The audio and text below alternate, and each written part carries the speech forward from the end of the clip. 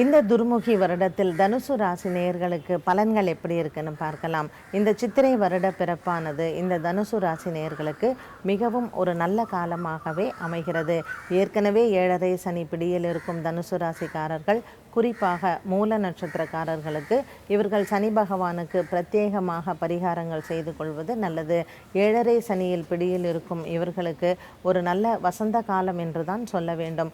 இருந்த போதிலும் ராகு பகவானாலும் குரு பகவானாலும் சற்று தடங்கல்கள் ஏற்படுவது வழக்கம்.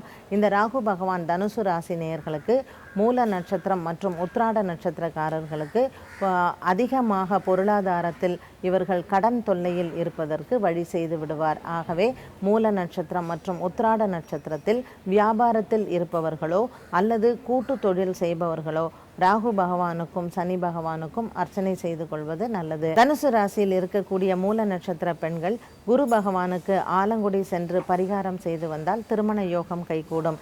இருந்த போதிலும் ஆடி மாதத்திற்கு பிறகு மூல நட்சத்திரம், பூராடம் மற்றும் உத்திராட நட்சத்திரத்தில் இருக்கக்கூடிய பெண்களுக்கு ராகு பகவானுக்கும் சனி பகவானுக்கும் பரிகாரம் செய்து கொள்வது நல்லது. இந்த துர்முகி வருடத்தில் தனுசு ராசியில் இருக்கக்கூடிய மூல நட்சத்திரம் மற்றும் பூராடம் உத்திராடம் நட்சத்திரக்காரர்களுக்கு வியாபாரத்தில் நல்ல அபிவிருத்தியை எதிர்பார்க்கலாம்.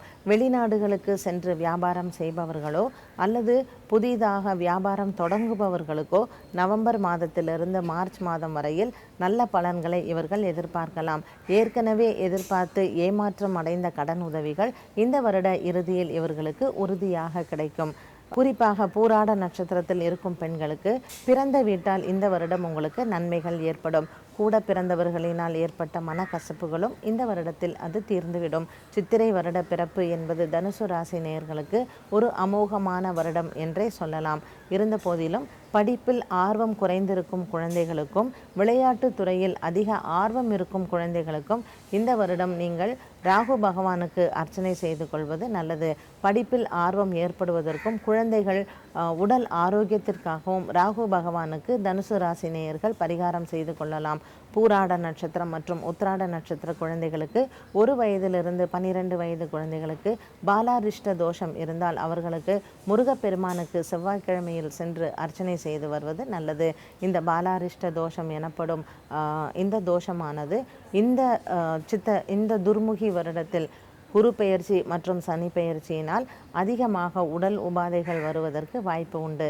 ஆகவே பிறந்த குழந்தையாக இருந்தாலும் 12 வயதிற்குள் இருக்கக்கூடிய குழந்தைகளுக்கு பாலாரிஷ்ட தோஷ நிவர்த்தி செய்து கொள்வது நல்லது.